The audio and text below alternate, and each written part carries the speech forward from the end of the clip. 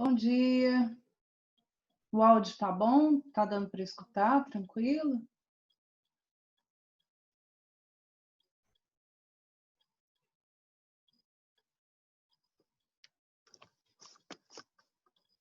Nossa última aula, né, do semestre. Logo a gente vai para as férias, né? Acho bom descansar um pouco, né?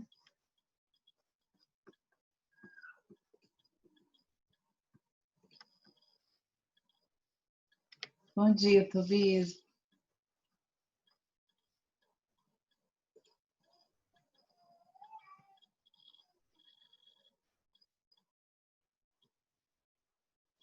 Bom dia, Bruno. Tami, bom dia.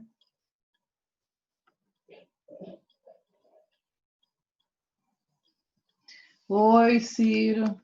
Tudo bem?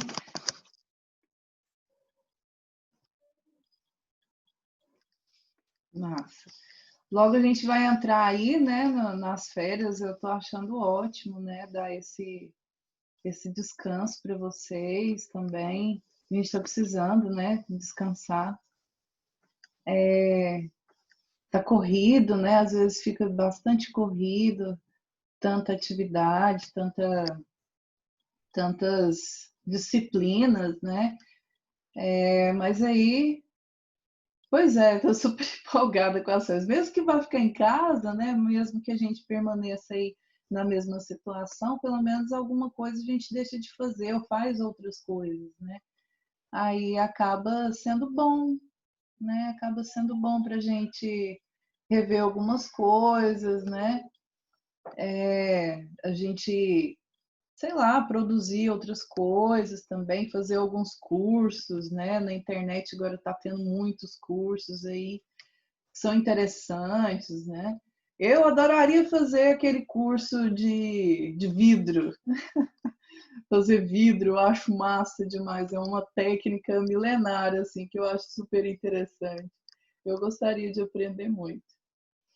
Então a gente vai dar continuidade, né, às nossas conversas, né, às nossas reflexões sobre sociologia de Florestan Fernandes. A teoria sociológica, a gente parou ali, né, a teoria sociológica de Florestan Fernandes, como está no livro de vocês. O Florestan Fernandes ele vem tratando de algumas questões muito específicas do nosso país, né? Ele fala sobre diversidade, né? Diversidade cultural, diversidade é, de estruturas, né? De estruturas voltadas para os seres mesmo, né? Que são pessoas diferentes, o negro, o índio, o branco, o português. Então ele vai fazer esse resgate, né? Dessas características. Ele vai pensar nessa diversidade. Ele vai pensar nas desigualdades também, como reflete no nosso país e como reflete nas nossas ações do dia a dia.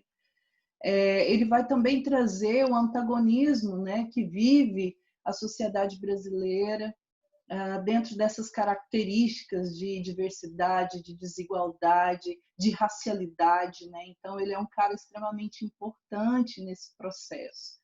Ele vem trazendo na sociologia dele um resgate.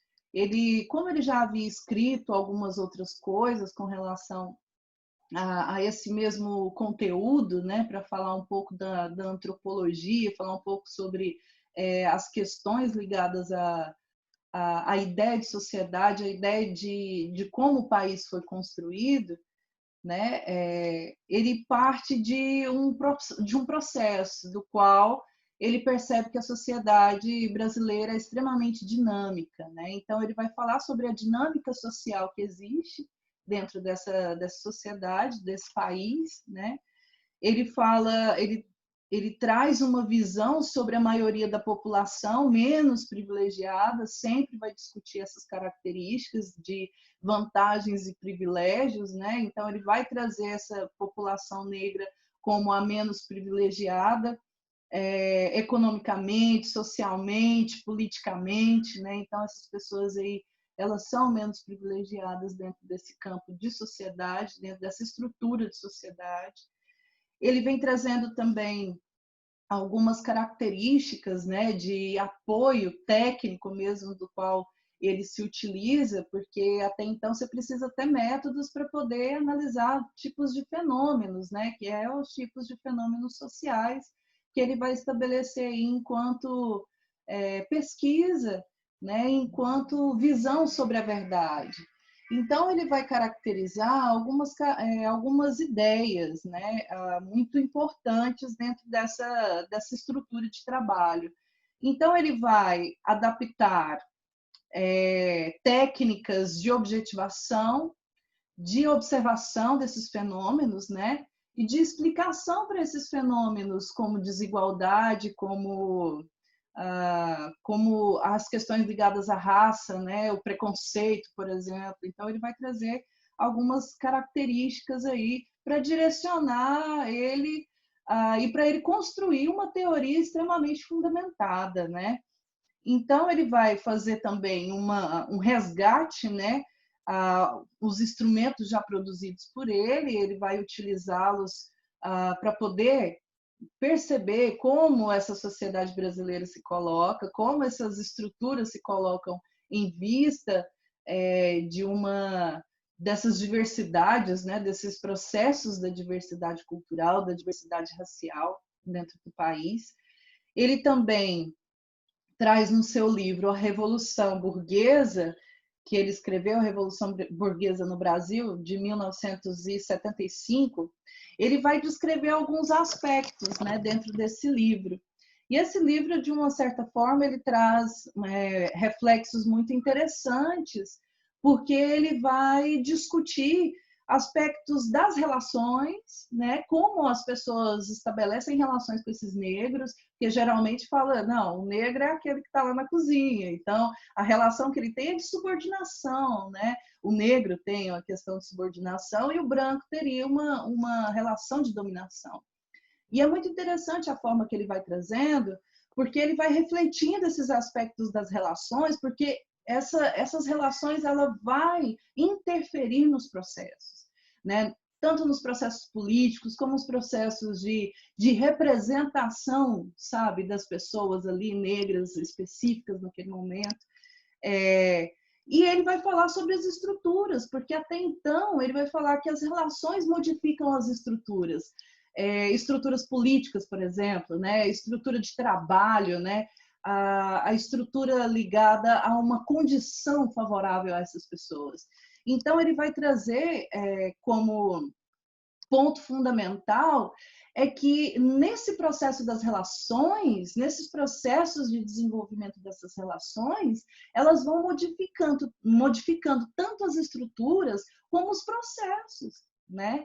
Então, ele vai trazendo aí características de uma história do Brasil. É lógico que ele vai se debruçar com relação a todos os estudos históricos, né, que a gente já viveu, vinda dos processos mercantis, dos processos da escravidão. Num contexto histórico, ele vai falar sobre a expoliação da economia, né? Essa expoliação da economia, que é necessariamente a economia nas mãos de determinados tipos de grupos, né, específicos aí, seria a burguesia, no caso, ela vai estabelecer um princípio ou um privilégio a esses caras burgueses, tanto econômico quanto político, né? Então, as tomadas de decisão, o desenvolvimento para obter-se uma educação, uma saúde, um privilégio específico que a sociedade possa trazer, eles acabam conduzindo isso a um monopólio, vamos dizer assim, né? Um monopólio das vantagens e dos privilégios, né? Então, ele vai produzir, dentro disso, ele vai produzir um discurso que essas expoliações causaram, produziram e reproduziram a estrutura social burguesa, né, no Brasil.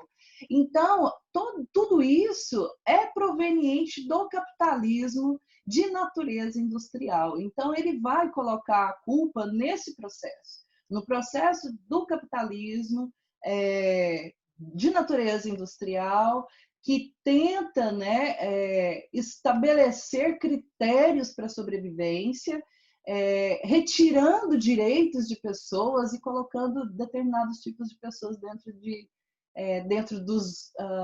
do poder, né, vamos dizer assim, dentro daquela noção de poder. Queria perguntar se está tudo bem, se estão entendendo tranquilamente. Florestan Fernandes ele é ótimo, assim, é uma leitura muito tranquila. Ele explica de uma forma muito clara, sabe, o que ele pensa sobre as coisas. E eu queria perguntar, me respondem aí se tá tudo de boa, tá? Beleza. Eu gostaria que outras pessoas, se não tiverem, né, assim, compreensão, assim, em alguma frase, alguma palavra, algum contexto, pode falar que eu estou aqui para fazer isso. E hoje é a nossa última aula, né? Então, depois eu queria ver, se der tempo, né? Eu queria ver a carinha de vocês, que eu estou com saudade de vocês, estou com saudade dessa turma. Essa turma é ótima mesmo. Esse conteúdo é bem legal, Duda. Eu adoro esse conteúdo. Sociologia brasileira é um conteúdo muito massa. Então, continuando, né? Nas suas reflexões, Florestan Fernandes vai falar o seguinte: ele vai abordar algumas teorias clássicas, como a maioria das pessoas, quando começa a construir uma tese, uma dissertação, um TCC, ao escrever alguma coisa acadêmica, ele vai se debruçar diante de algumas teorias, né, algumas teorias clássicas. E essas teorias clássicas, ele vai utilizar o pensamento funcionalista, que é durkheimiano, né, a sociologia compreensiva, que é weberiana, né, e o método dialético, que vem agregando aí o princípio marxista, né, um discurso sobre a história, né, um diálogo, na verdade, dentro do contexto histórico. Então, materialista, inclusive, né? Então, Florestan, sociólogo, militante político, né? Se direciona às questões muito importantes. A maioria das pessoas pensam assim, que isso pensam, né? Na verdade, constroem um pensamento sobre o sociólogo.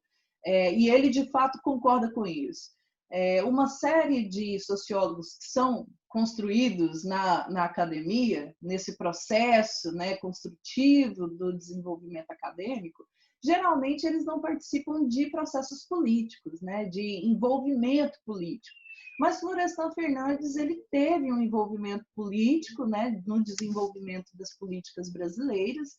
Ele traz uma reflexão extremamente original, sabe? Ele começa a refletir sobre essas características de classe, de raça, né, de racialidade, de perspectivas da desigualdade social, econômica, né? Então ele vai enveredar por esses caminhos mesmo.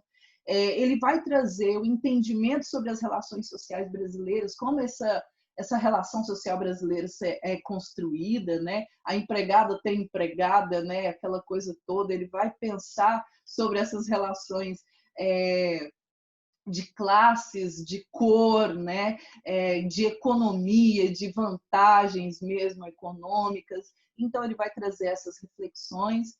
Ele vai estar extremamente contextualizado com o período que ele vai escrever todas essas teses, essas teorias dele.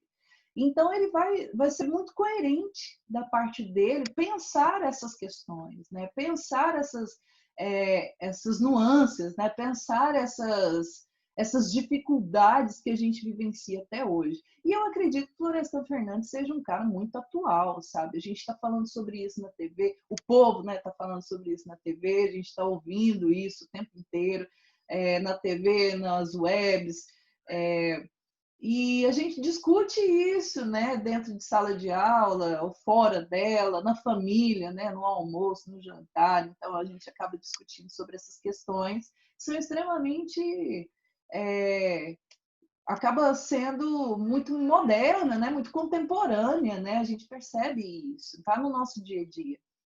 Ele faz um vínculo, né? Um vínculo com a vida real. Ele vai estabelecer os critérios para a análise dele, mas sempre estabelecendo o princípio de vida real. ele sabe falar de desigualdade, mas ele percebe a desigualdade, né? Ele percebe a questão do distanciamento social, porque ele vivencia isso e as pessoas vivenciam isso o tempo inteiro. Então, existe, né? É um fenômeno que existe. Então, ele vai trazer essa noção de vínculo com a vida real, né? Em contexto de interação social, que é uma das teses que ele cria, né? Que é sobre a interação social. Essa interação social, ela estabelece um princípio de terem ações, né, de se perceber que existem ações que desdobram em processos, estruturas e que fabricam especificidades, né, de noções, de perspectivas, até mesmo de características, né, que a gente percebe dentro da sociedade. Então, ele vai ser um cara extremamente contemporâneo nesse caso, ainda continua sendo contemporâneo, ele é um dos clássicos da sociologia brasileira, mas ele continua trazendo aí nas suas teses, na sua teoria, aspectos sobre a vida real, né? Ele não está falando bobeira, né? Ele está falando sobre coisas que existem, né, dentro dessa característica.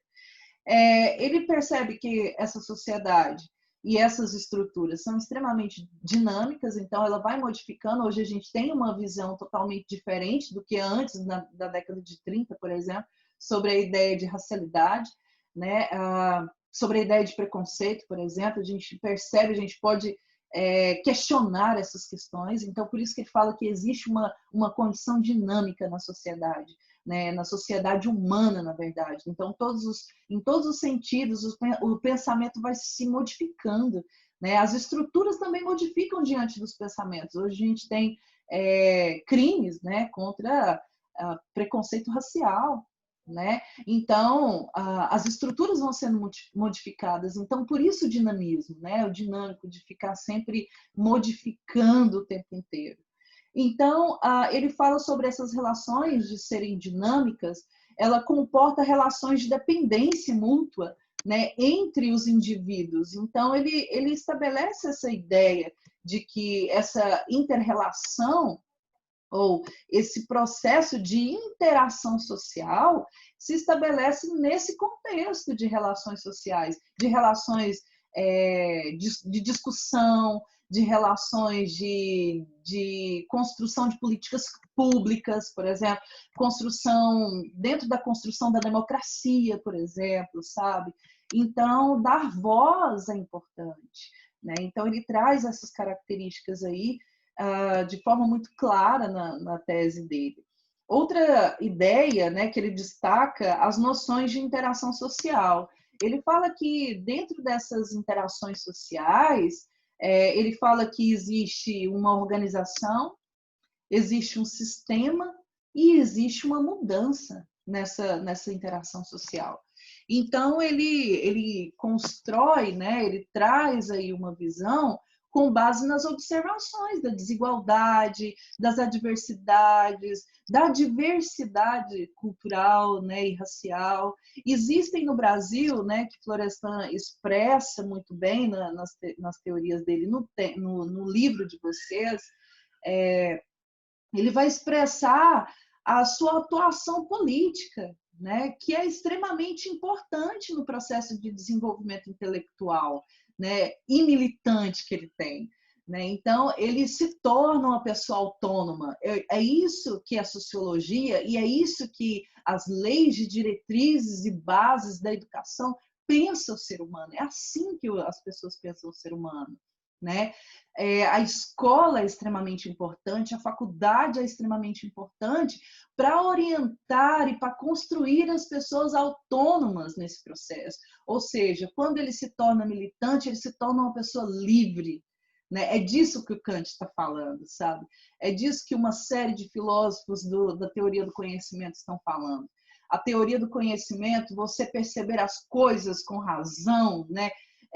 Com liberdade de questionamento, te traz uma autonomia, né? Te traz uma liberdade, uma profunda expressão, né, dos seus sentimentos e das suas reflexões.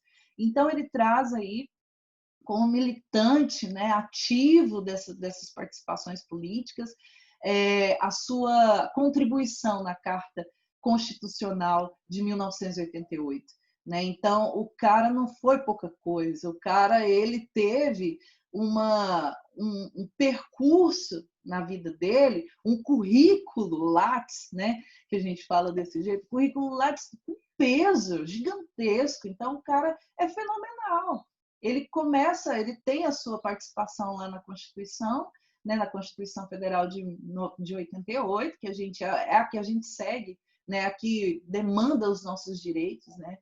Então, o que assegura a nossa vida necessariamente. Então, ele vai ser deputado também da Assembleia Nacional Constituinte, dentro disso. Ele constitui uma sociologia progressista, ele vai construir essa ideia de sociologia progressista, né? Para a evolução, para o desenvolvimento, para a liberdade, para o desenvolvimento da crítica. Né? Ele critica inteiramente os educadores que não participam politicamente das coisas, porque ele acredita que a educação e os professores têm a obrigação, né? A obrigação de serem seres políticos. Né?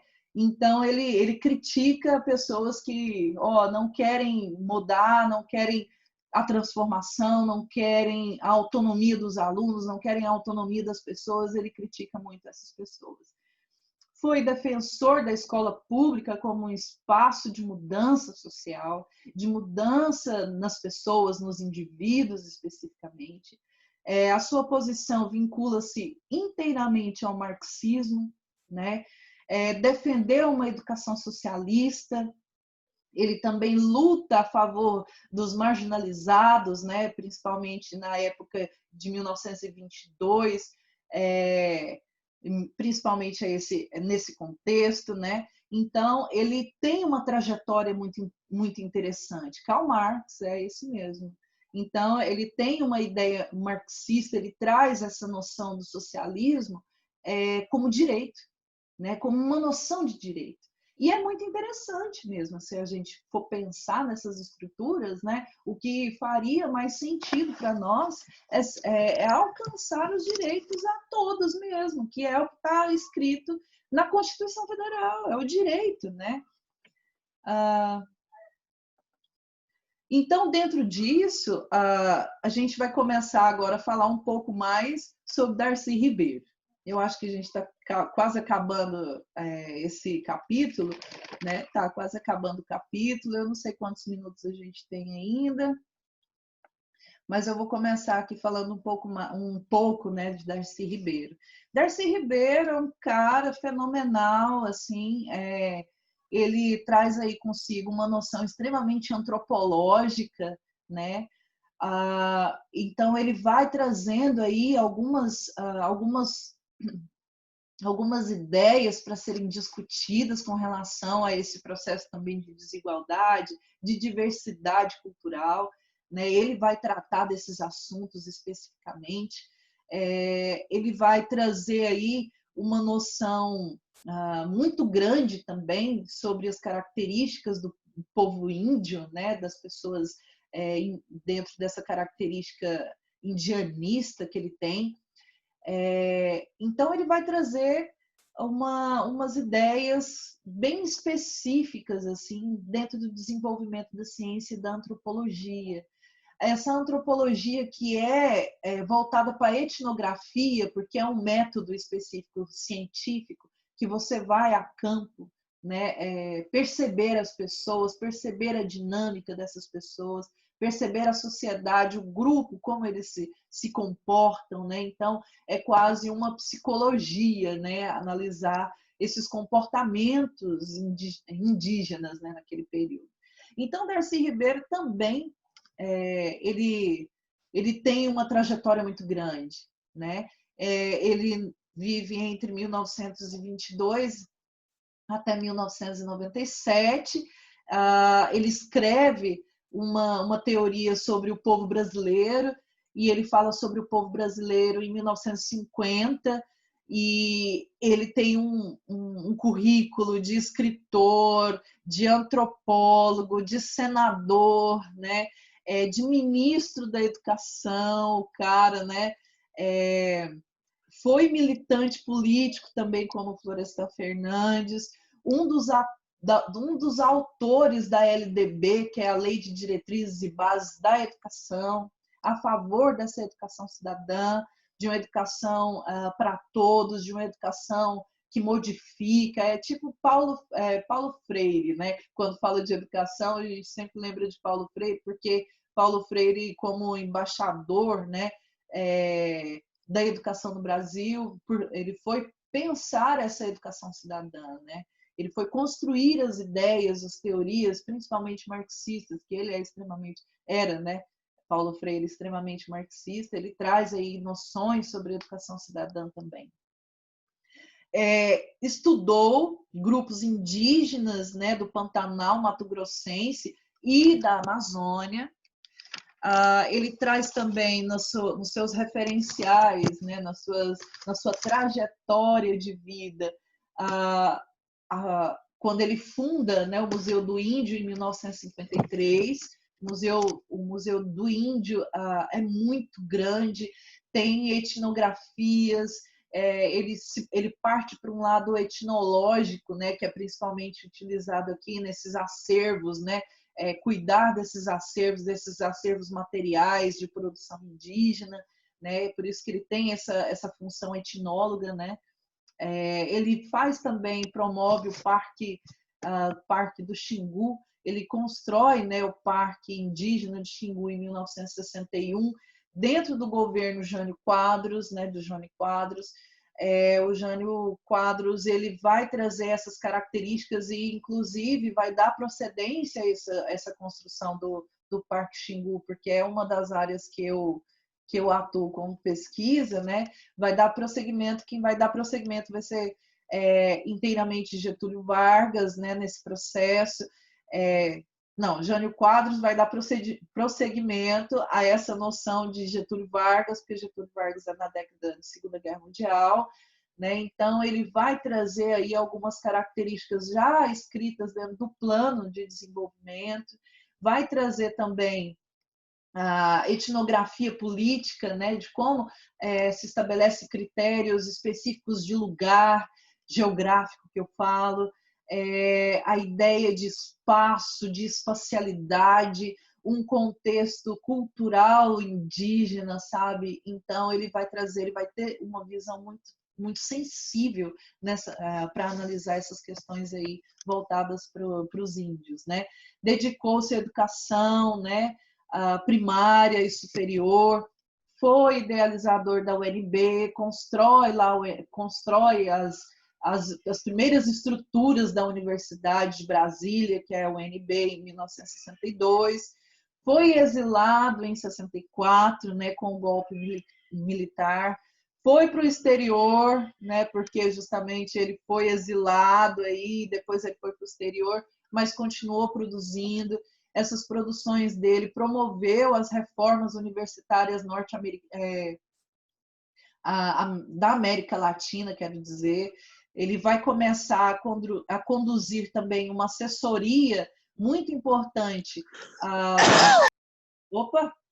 voltada aí para as estruturas da educação, dentro de questões voltadas justamente para o poder presidencial no Chile e no Peru. Ele vai começar a ter essa assessoria, né, desses caras aí. Eu acho que é Salvador, Allende, e no Chile, e eu acho que Velasco Alvarado no Peru. Então, ele vai trazer essas contribuições, né? Ele vai trazer essa assessoria política a esses presidentes aí. Escreve 5 volumes sobre o estudo da antropologia, né? E o estudo da construção da sociedade, da civilização, né? Ele vai também escrever 4 romances, né? O cara é escritor também, escreve 4 romances. Eu acho que é o Migo, foi Utopia. A gente tem 10 minutos aqui. acabou de mostrar. Quatro romances específicos. Ele vai escrever sobre Maíra, o Mulo, Utopia, estudos antropológicos e uma série de outras coisas, né? O Selvagem também, eu acho que ele escreve o Selvagem. Então ele vai trazer aí, e o livro de vocês traz necessariamente um revisionismo histórico, né? Traz um revisionismo histórico da própria sociologia brasileira.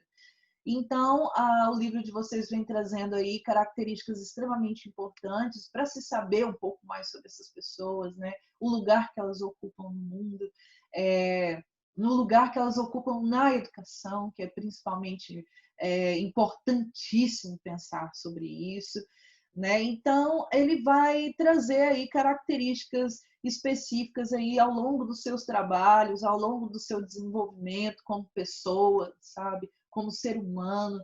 Ele vai trazer noções aí de participação mesmo, né? Política, dentro do processo de educação também. Né? Então, ele vai ser um dos caras extremamente importantes, assim como Florestan Fernandes foi, né, uma pessoa extremamente importante. Darcy Ribeiro também foi uma pessoa extremamente importante no campo da antropologia. Ele é pioneiro nesse campo da antropologia, que não existia antropologia brasileira, né? Só existia antropologia lá com Levi-Strauss, né? Lá na Europa, porque o povo saía, né? Para desbravar o mundo e aquela coisa toda. Então, eu acredito que essas pessoas elas façam parte, né, de um construto, né, de um construto muito interessante, né, muito sensível, cara, muito sensível você pensar que as pessoas realmente analisam a sua realidade. Eu sei que às vezes é chato, é melhor viver na farra, na pinga, no foguete, sabe? Sem refletir nada, ficar no bumbum tantã, aquela onda toda, mas os caras eles tinham uma noção sobre a realidade e se colocavam como pessoas extremamente importantes nesse processo de diálogo, sabe? Com a sociedade, com os grupos políticos, com a academia, né? Com as universidades, com a democracia educativa, sabe? Então, eu acredito que esses caras aí, os mortos ainda falam, né? Ele está aí falando um pouco mais sobre essas diversidades, Florestan Fernandes também. E eu termino aqui a minha aula para vocês, né? Termino essa discussão de sociologia brasileira. A Duda falou que tem o povo brasileiro, é muito bom esse livro, ele é muito interessante, ele serve para tudo nessa vida. Eu acho que para a gente refletir cada vez mais assim sobre a nossa vida aqui nessa terra, né? E eu vou deixar para vocês, né? União Flash. Mano, assim, batendo punheta com o povo do estilo 2. Se essa mina fala merda, vai ficar sem cabelo, vai raspar a cabeça dela, sério, sabe? União Flash. A página 22 e 24, né? A atividade que você, mas é do lado da minha casa nessa porca aí, se eles brotassem de Thiago, como eles, e você é União Flash. Faz dessa parte de formação cultural também, sabe? Porque, além de tudo, ele é filósofo, sabe? O Cortella, ele percebe o Tobias aí tocando coisas, né? Pronto, cortei o Tobias. E então ele vai trazer algumas características, né, muito interessantes aí nesse processo. Vou deixar para vocês aí a página 22 a 24. São atividades muito pequenas, são atividades muito reflexivas, muito massa. E eu queria ver um pouquinho do rostinho de vocês para matar a saudade. Eu acho que tem 5 minutos só. Eu gostaria muito de vê-los e desejar a vocês uma boas férias, um bom descanso, na verdade, ou boas leituras, né? Ou boa relação com a cozinha que a gente está comendo para caralho, né? Nesse processo. Então, eu queria ver quem puder, né? Na verdade, tem uma série de pessoas descabeladas. Eu estou sempre descabelada, né? Esse cabelo aqui nunca dá jeito. Mas se for possível, eu estou aqui para desejar para vocês umas boas férias, né? Uma relação melhor aí. Opa! O que é, Duda, que você estava falando comigo? Ah, você está respondendo aí o Tobias, né? Então tá, tem alguma dúvida? Tem alguma coisa que vocês queiram falar? Se vocês gostaram do conteúdo de sociologia, eu acho incrível esse conteúdo. Eu acho super massa, é um conteúdo super bom, porque ele é real, né? Ele não está inventando nada, né? Obrigada, Duda, obrigada. Obrigada mesmo. A gente que tem 4 minutinhos, tem alguém que tem alguma pergunta? Vou até mandar aqui pro Célio a atividade de vocês, que ele vai colocar lá no site, né? As últimas atividades para vocês, que é da página 22 à página 24, e a gente termina, né? Um pouco mais aqui essa discussão, né? Ah, Aline, obrigada, viu? Obrigada a todos vocês por estarem extremamente assim comprometidos, sabe? Mesmo nesses processos aí difíceis da vida, né? Nesse processo de pandemia, sem aula, né? Até bom porque tem que esperar um pouco a poeira baixar para a gente poder continuar uma vida tranquila, né? Sem riscos e tudo mais. Ah, eu vou cuidar das crianças, né? Eu tenho um trabalho intenso para fazer, né? Estou aqui cuidando das crianças, além do mais, eu estou estudando, né? Então, eu estudo muito, vou passar essas férias estudando, pensando, refletindo. E aí, eu acho que tem uma série de pessoas que estão querendo viajar, né?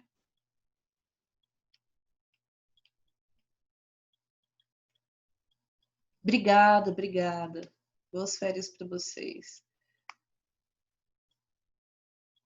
Obrigada, Ciro, obrigada. Tudo bom demais, né, que vocês estão aí empenhados. Eu agradeço muito a vocês por pararem um tempo para escutar essa disciplina que eu adoro, que eu gosto, que eu amo muito, que eu tenho muito respeito, né, por ela e pelas pessoas que construíram essas ideias.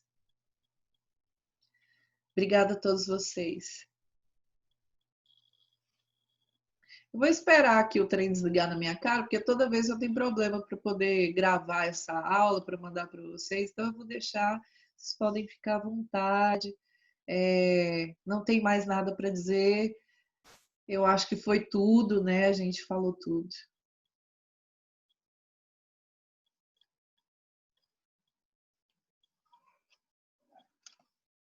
Beijo, Duda, beijo no coração, viu? Obrigada por tudo.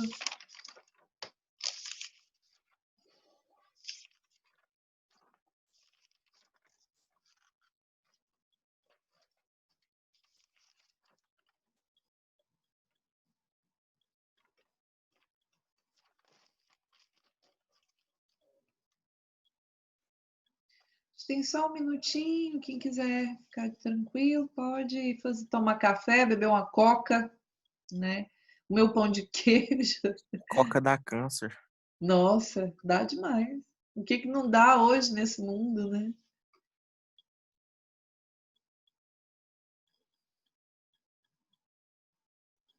Eu gosto de coca. Sou viciada na coca. Tem que parar com isso, né? Mover esse capitalismo, né? Com limão, então, nossa, bom demais. O que é isso? Mas tem que parar de movimentar esse capitalismo, né? É vermelho de capitalismo mesmo, aquela onda. Líquido preto do poder, né? Quase uma cloroquina gelada mesmo.